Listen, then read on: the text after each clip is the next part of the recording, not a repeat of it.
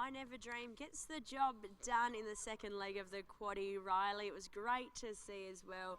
Gary Bowen and old friend in Troy Turner combining. Gary made comments that had been mates for over 25 years, and when he needed a helping hand, he called and Jagsy came straight through. And he was able to deliver him a very good ride here this afternoon with the horse. So she drew a barrier last start. She put the riding on the wall with the manner in which she was able to really savage the line from a long way off them. But even though she drew a barrier, she just didn't show any early speed. But today she was able to utilise that good gate, hold a position in running, and she may have even hit the front a little bit too early, given that speed really slackened, and Jagsy had to get going to put her into the race to ensure she didn't encounter any bad luck. But she was really strong over the concluding stages, and for a relatively lightly raced mare, there's a bit more fun to be had with her, I think, as well. A lot of upside indeed, and just making comment as well, we've just got the confirmation through that Belmont's scheduled meeting for Wednesday will now move to Pinjarra, and 12 races will be held there at Pinjarra Park on Wednesday, including the Group 3 Belmont Sprint as well.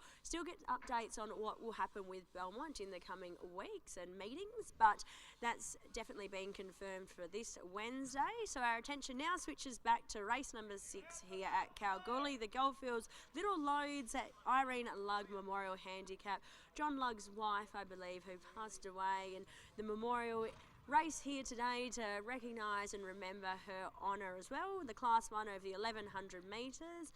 Riders are about to be legged aboard, so we might go straight into things here. Riley, the one is a Weapons Hot, Luke Fernie and Alicia Whittington. First up here this afternoon, Weapons Hot has had the one trial leading into this run on resumption as well. Finished last of 10 in that trial. His only win came at York, and the form out of that maiden handicap, which he was able to get the job done in, has been pretty questionable since. So I am happy to take him on here fresh from a pretty wide draw. The map looks quite sticky for Alicia Whittington. The 2 is Jazz-A-Lot for Neil Della and Natika Riordan. I thought he was really impressive, that debut win down at Esperance. It was only a maiden over 1,200 metres, but he settled last in running and was able to pick them up with a matter of ease over the concluding stages, going away from his rivals. Stepped into a Class 1 off a break last start at Northam behind Don't Trust Judas. I thought he worked home well, given he got a long way back in running, and that was 7 weeks between runs. Looks a bit of a tricky steer from the barrier here today for Natika Riordan. Never easy for these 4 kilo claimers to get one home when they are likely to settle back in running, so I did think it looked a tough setup. The 3 is the Lions Gate, Nev Newton, and Chanel Cooper replaces Alex Hearn. Second run back from a break, and I thought he had some excuses. He was wide first up, but was still a little bit underwhelming, I thought, as well, in the run to the line. Former Queenslander, this horse, had some really good form when racing over there in Queensland as well. Ran some really solid races when first up here at Kalgoorlie for Neville Newton as well. Ran 4th behind Dreamers Never Die, beaten only 2 lengths. Ran 4th behind Flobar, beaten 2 lengths on that occasion as well, and was in the finish with Lucky Sue, who won more races in Esperance at the end of his campaign when last in. Has drawn well here this afternoon. I like the jockey change, utilising that claim of Chanel Cooper to take a couple of kilos off his back. Traditionally tends to improve second up with that run under the belt as well. I think he can certainly lift on his fresh performance. The 4 talked up is a scratching, so we move on to 5, American Thighs. A 4th start this preparation, Peter Fernie, Victoria Corber. And she's a stablemate to our current very heavy favourite in the market in Karnup Queen, and I thought she looked the key danger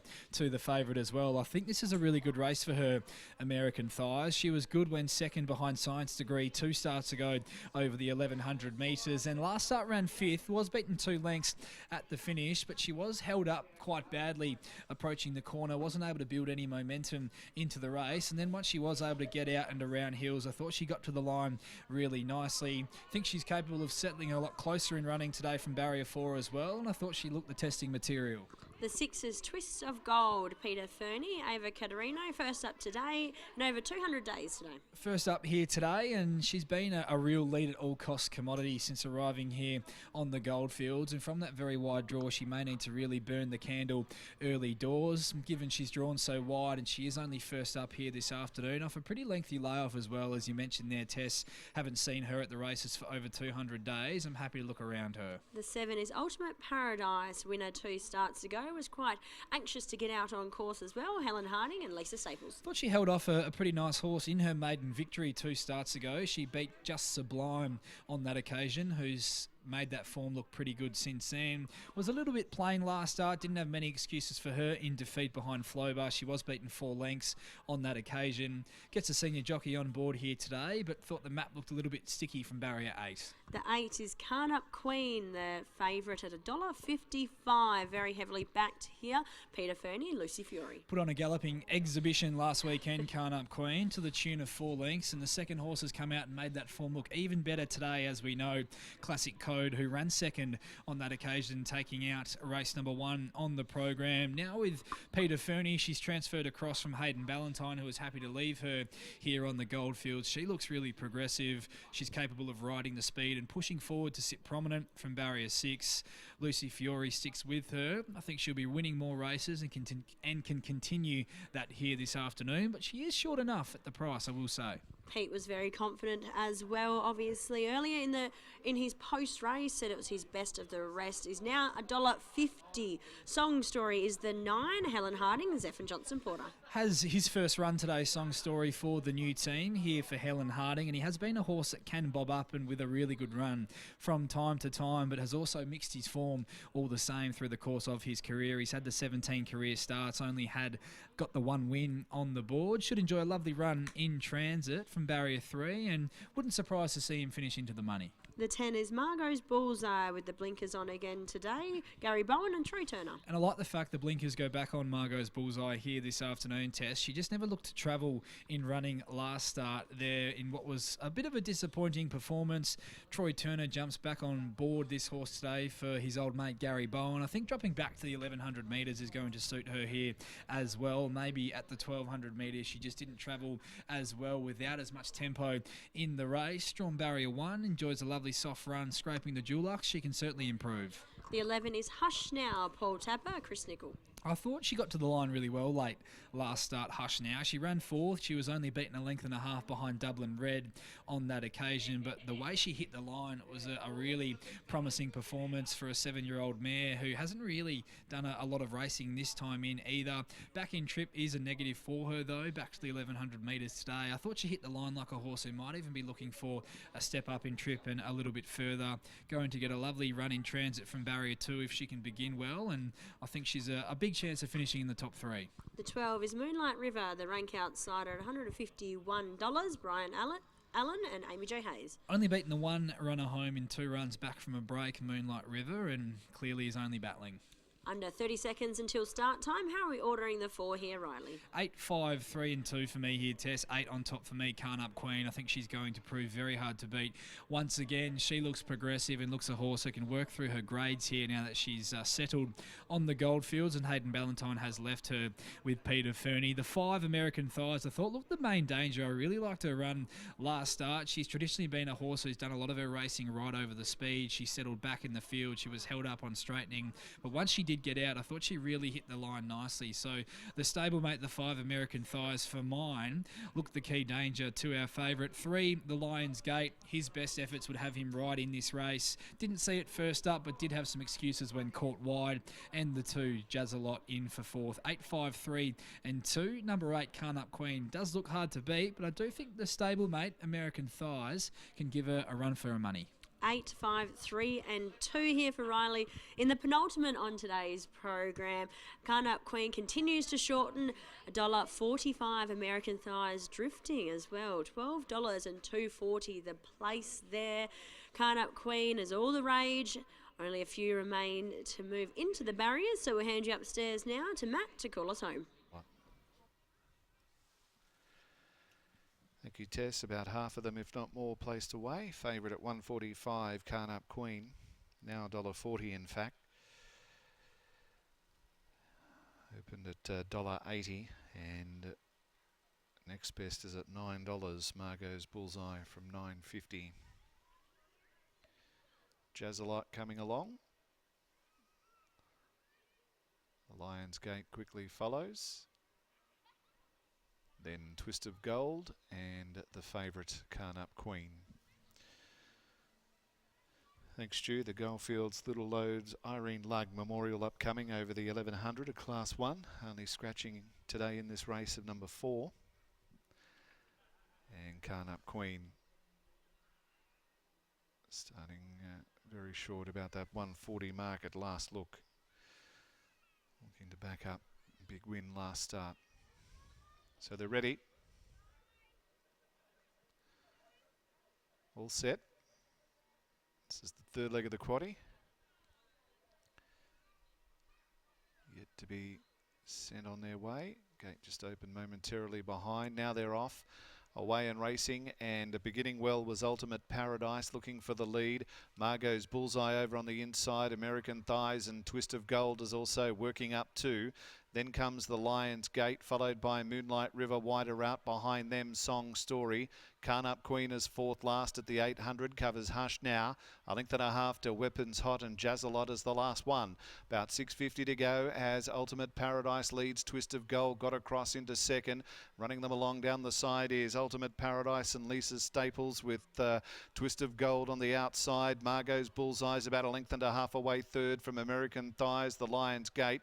Then Karnup Queen midfield, Song Stories over on the inside, Moonlight River behind them. Hush Now, Weapons Hot, Jazzalot wide into the straight. It's still Ultimate Paradise leading, Twist of Gold. Margot's Bullseye getting to the outside, American Thighs, the Lion's Gate, and Karnup Queen now starting to unwind at the 100. Coming very quickly, Karnup Queen has raced up, grabbed them, and in a twinkling went away. Karnup Queen from Margot's Bullseye, Twist of Gold, I think Ultimate Paradise over Weapons Hot for fourth. Then came American Thighs and Jazzalot. Hush Now, and behind them towards the start of the field was Song Story with Moonlight River behind them, and the Lion's Queen has, or the Lion's Gate at least, has pulled in one of the last ones. So 8 gets it. Karnup Queen, the filly, settle back there toward the end early, and midfield through the middle stages, and then easing wide and for the run home. Raced up quickly to grab them and head them off in a time of 1:05.08. Interim placings are 8, 10, 6 and 7. Interim numbers 8, 10, 6 and 7. Weapons Hot has run 5th and 6th. American Thighs. Winner number 8, Karnup Queen. Peter Fernie and Lucy Fiore, their second wins today, and Karnup Queen going back to back as well. The filly, 8 starts, she's won twice now with 3 minors by Lucky Street out of Strike for Victory, and raced by Mrs. A. Ballantyne, B. Stanford, M. Morley, K. Riddle, and the Beers and Banter number 8 Syndicate. And after winning by 4 last week, or last start, to the outside of the lead and shooting clear, she's come from back in the field today to pick them up and win by a length and a quarter in the end over Margot's Bullseye, who settled in behind them. Troy Turner for Gary Bowen, the mare by I'm Invincible out of Satin Rock, B. Bowen, G. Bowen, Miss N. Wall and M. Cody, and the Book Club Syndicate. And 6, Twist of Gold, who was up outside of the lead. Ava Caterino for Peter Fernie, 3rd, and 4th, number 7. Ultimate Paradise, Lisa Staples, Helen Harding, after leading, has held 4th. 1 1/4 and a half. 1 1/4 by a half. 1:05.08. Favourite 140 win and place on the tote. Down to Tessa now after leg 3 of today's quaddie. Thanks, Matt. I've got Pete Fernie here again with me. Karnup Queen. Pretty classy filly you've got now, Pete. Yeah, she's a really nice filly. I don't know how long I'll have her. She's just here to try and maximise the west speed and get the owners a bit more chance to earn a bit more money. So it's good. She gets 20 grand virtually every time she wins a race there because she's west speed. So makes a big difference to all the owners. And Hayden bought her as a weanling, so he's pretty happy to see her keep winning. Fantastic result indeed. Did you think how far back she was and how wide she was bound to still run over the top of them over the 11? Well, I think some of the kids should go and watch how Lucy rode it, because she popped off, got 3 deep with cover, so you're moving into the race. It's the way you got to ride, Cal, so I was pretty confident she was going to get home. What have you learnt about her in the last week? Obviously only started Sunday a week ago. She's a beautiful little horse, very easy to handle, great to get on with, really nice little horse. She's pretty bomb-proof, actually. Can we make it a treble today? How are we going into the last? Well, I hope so. I don't know which one, but hoping. Quinella, maybe. Congratulations here. Thank you. There's Pete Fernie, and here's Lucy Fiore. Just after getting that saddle off, she'll have a chat with Riley. Took a little bit of time there, but we got the job done. Lucy, tell us a little bit about how that race unfolded for you. Did it surprise you at all that she ended up as far back as she did, given she settled so close to the speed last start? No, I thought it's kind of how we would end up because she'd drawn really good the other day as a maiden, and then you come to they're a bit faster, these ones, especially the 11.